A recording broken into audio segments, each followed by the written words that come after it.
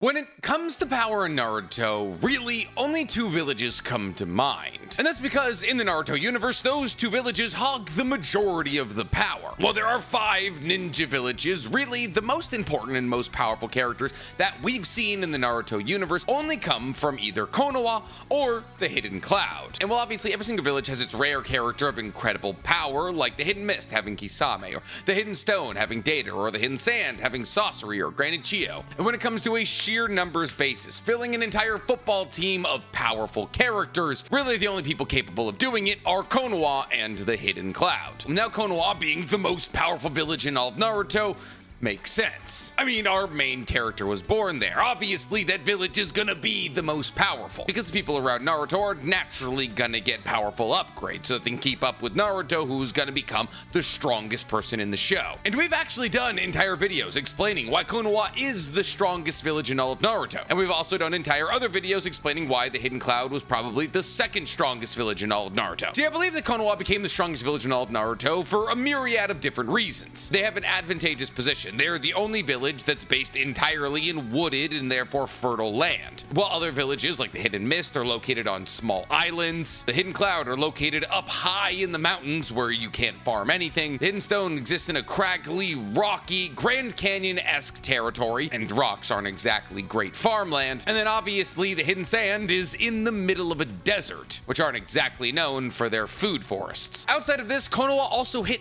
the genetic lottery. At Konoha's foundation, they had the Uzumakis, the Senjus, the Uchihas, and the Sarutobi's all signing up to be a part of this brand new concept, the Hidden Village. And because of this, Konoha pretty much from the jump was composed of the strongest clans on Earth. Not to mention that Konoha also had incredible funding because Konoha was so strong and was led by somebody like Hashirama, who was able to catch all of the tailed beasts. In the very earliest days of Hidden Village Foundation, Hashirama was able to catch the 9 most valuable things on Earth and sell them to the other villages. Though he only caught 8, but you get it. And lastly, with power comes population. And as the Land of Fire was a heavily populated land prior to the foundation of the Hidden Villages, when everybody in the Land of Fire heard that all of the most powerful clans from the Land of Fire were coming together to make a village, they decided, let's move there, making Konoha the biggest out of all of the Hidden Villages right off the bat. But a concept that we've played with for a long time on this page is that Konoha's gap between all the other hidden villages in terms of strength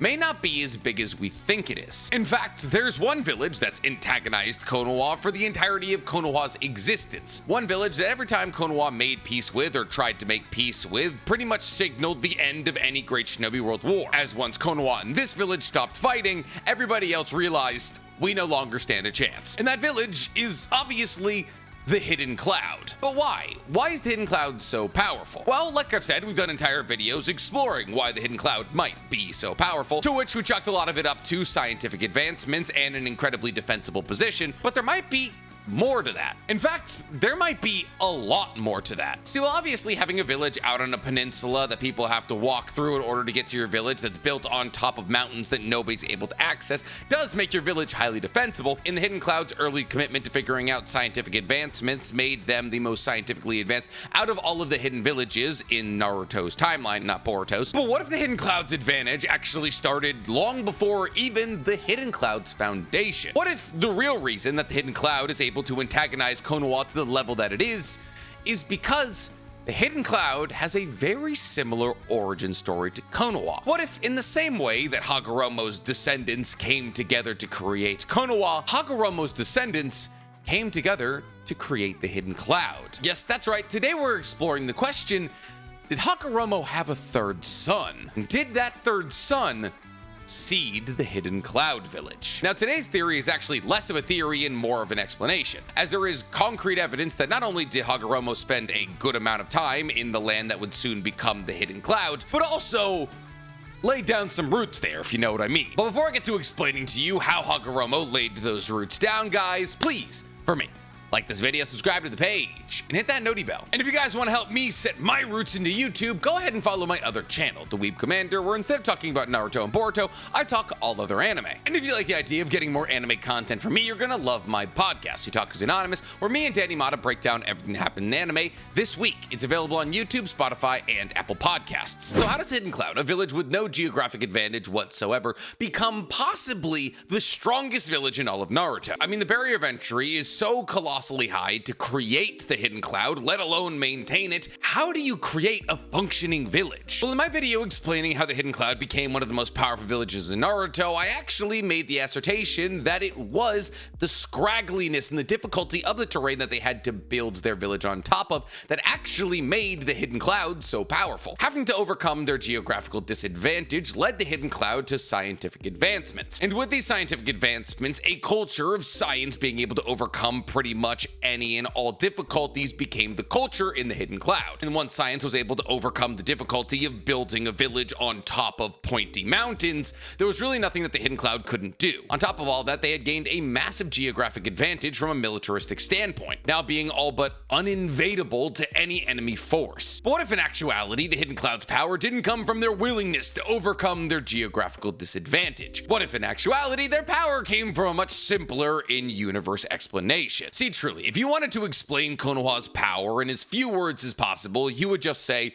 Hagoromo. Since Hagoromo, the strongest person in Naruto history, had two sons, Indra and Ashura, who would go on to battle against each other, and then create clans who would go on to battle against each other for thousands of years. And these clans were known from Indra as the Uchiha and from Ashura as the Uzumaki and the Senju. And while obviously both Indra and Ashura were insanely powerful, but they passed along skills and abilities and traits and Kekkei to their clans that continued to hone these abilities for thousands of years. Mind you, when Indra and Ashura were battling against each other, the concept of ninjutsu was fairly new. And while obviously we've seen that their battles directly mirror that of Naruto and Sasuke's, obviously a lot of Indra and Ashura's power come from the fact that they were one generation removed from Hagoromo, which isn't obviously recreatable. Which is why their clans honing their abilities against each other for thousands of years is important, because as Hagoromo's blood became more and more diluted from the Senju and the Uzumaki and the Uchiha, the skills and genetics that they developed over the 1,000 years of combat that they waged against each other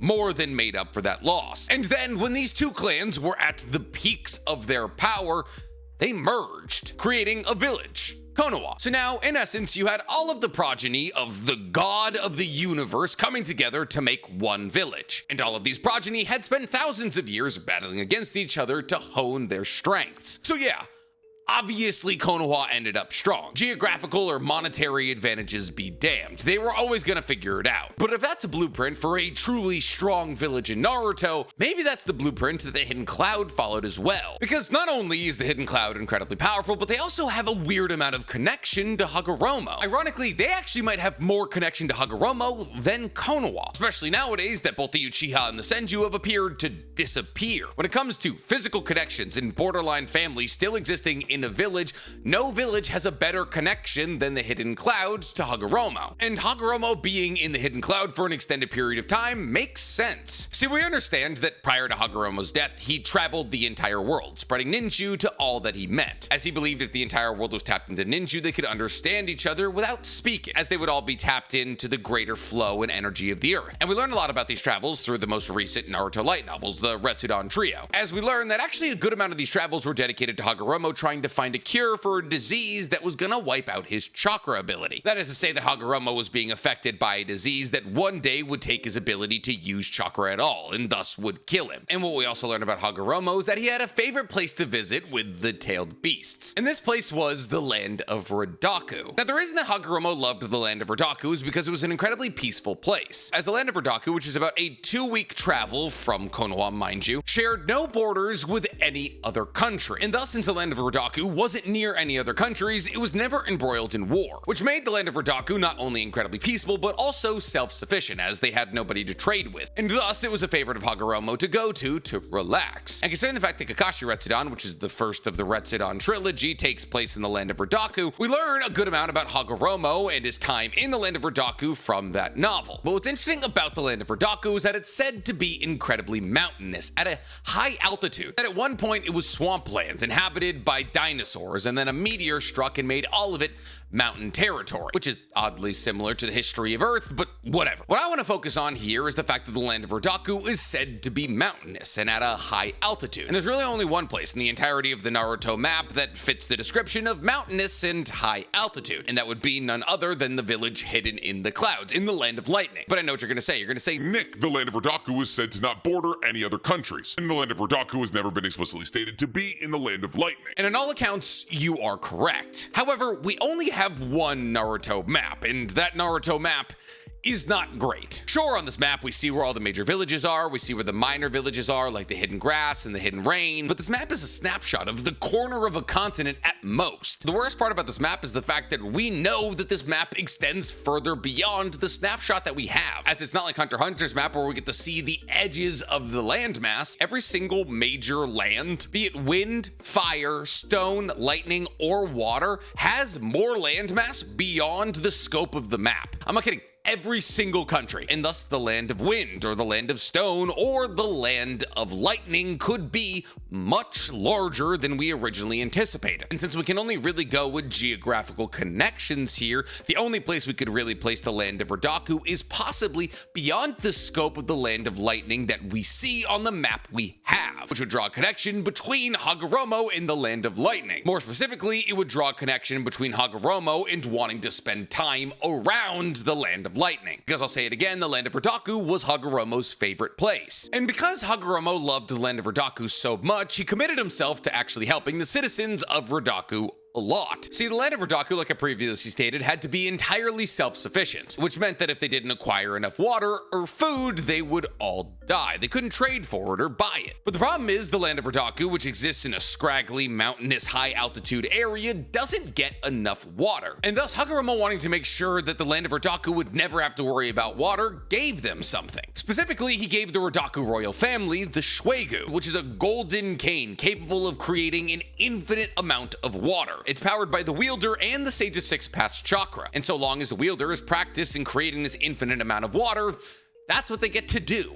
But why are we talking about the land of Radaku and the Shuegu? Well, what if ninju and ninja tools weren't the only thing that Hagoromo was spreading, if you know what I mean? See, there's a track record for the Otsutsuki brothers being a bit open, let's say. Hamura brought an entire clan with him to the moon, and every single one of them bore the last name of Otsutsuki, which means either Hamura propagated an entire clan or brought a bunch of people with him who all took his last name. But concerning the fact that the last amongst them to survive on the moon was Toneri, who very much had the abilities of an Otsutsuki, the former seems more possible. See, just because you make Otsutsuki your last name doesn't mean you get Otsutsuki powers, which means that Hamura is probably responsible for populating an entire planet. That's like Genghis Khan numbers. So the possibility that Hagoromo on his lifetime travel across the world possibly had one more child isn't the craziest thing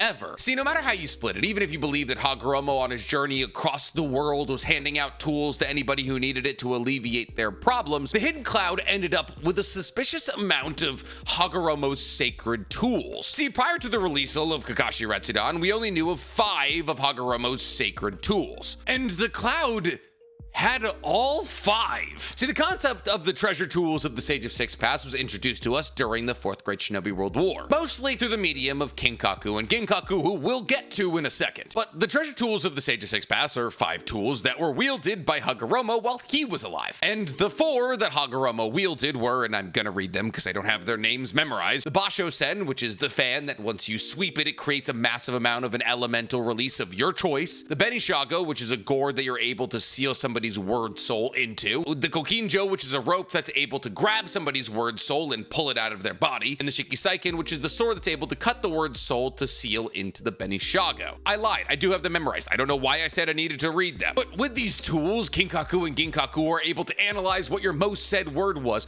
rip that word out of you, seal it in a gourd, and if you said that word, you would get sealed in the gourd. They were very powerful weapons. And in fact, it's said with the usage of these weapons, people were able to overcome even the power of the Kage. Now, if the Hidden Cloud had only gotten 4 out of the 5 treasured tools of the Sage of Six Paths, I wouldn't be that suspicious, cause we could just assume that Kinkaku and Ginkaku stole them and are now using them. However, it doesn't stop there, because the Hidden Cloud also have the fifth of the treasured tools of the Sage of Six Paths, the Kohaku no Johei, which is inarguably the strongest out of all of the treasured tools. All the wielder of the Kohaku no Johei has to do is call out to you, and if you respond, the Kohaku no Johei records your voice and seals you forever, or until you're released by the wielder of the Kohaku no Johei. That's it. If I went, hey viewer, and you went, hey Nick, boom, you're gone. But why did all 5 of these tools end up in the Hidden Cloud? Well, remember how Hagoromo was split into 2 halves between Indra and Ashura, with Indra taking his eyes and Ashura taking his chakra and his life force? Well, that's not necessarily everything there was to Hagoromo. Yes, he had powerful dojutsu. Yes, he had powerful life force and chakra. But you know what else he had?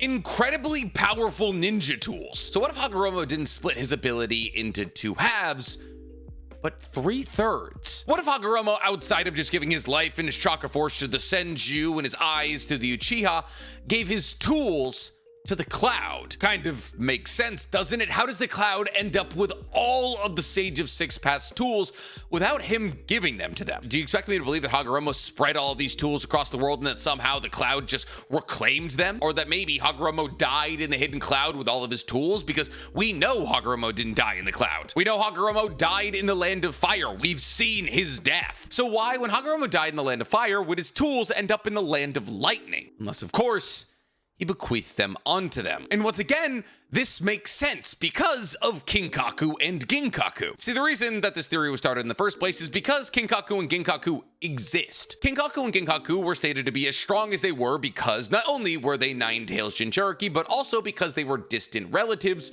of Hagoromo, which was weird because they weren't Senju or Uchiha or even Uzumaki. They were from the Hidden Cloud, not from the Whirlpool or not from Konoha. The Hidden Cloud. So how did distant relatives of Hagoromo end up in the Hidden Cloud? Well, there's really 2 lines of logic that one could use. One can make the assertion that there was a split off from the Senju or the Uchiha or the Uzumaki that ended up in the Hidden Cloud, which isn't crazy, but it would have to be a fairly substantial split off. It couldn't just be 1 or 2 people. In order to seed an entire village with strength, one Uzumaki defecting to the Hidden Cloud 300 years ago isn't gonna do that much. It would have to be a large section of the Senju or the Uzumaki or the Uchiha, and we know it's not the Uchiha because nobody's got the Sharingan in the Hidden Cloud. So they would have to come from Ashura's side because the Hidden Cloud is known for their high durability, life force, and chakra. And you obviously need an insane amount of chakra to wield the treasured tools of the Sage of Six Paths. So the possibility that a large section of the Uzumaki or the Senju split off to the Hidden Cloud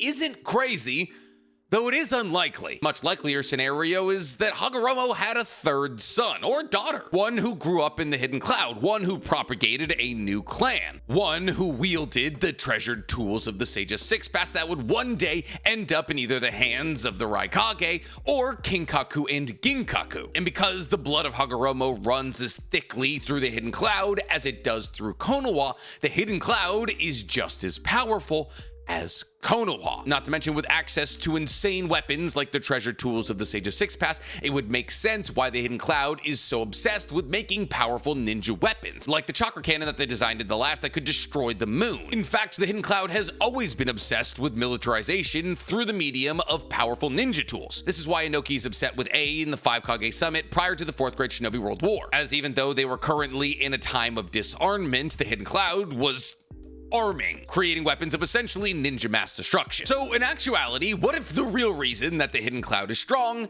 is because Hagoromo decided to get it in there once or twice? But because there's no conflict in the Hidden Cloud, and I mean like historically there is no conflict in the Hidden Cloud, they're the only village with no members of the Akatsuki coming from it, the 3rd son or daughter's soul never reincarnated, but Hagoromo's blood still pumps through the village. I mean, it would make sense, right? I mean, people like the 3rd Raikage are able to battle at their highest level of capacity for 72 hours against 10,000 shinobi. People like Kinkaku and Ginkaku are able to use weapons that knocked 10-10 out after using twice for hours. When it comes to life force and chakra, the most powerful fighters from the Hidden Cloud are second to only the Senju and the Uzumaki, who tie that ability directly back to Hagoromo. Not to mention, this explains why Kinkaku and Ginkaku would be able to kill Tobirama, a Senju, as their blood ran as thickly with the stuff that made Tobirama strong. At the end of the day, there's just too many connections to Hagoromo to ignore, and considering what the women from the Hidden Cloud look like, I can't blame him. But what do you guys think? Do you think Hagoromo had a secret family in the Hidden Cloud? Tell me in the comments below. While you guys are down there, please, for me, like this video, subscribe to the page, and hit that noti bell. I mean, come on. Samui? Karui? I'd give them my treasure tool if you know what I'm talking about.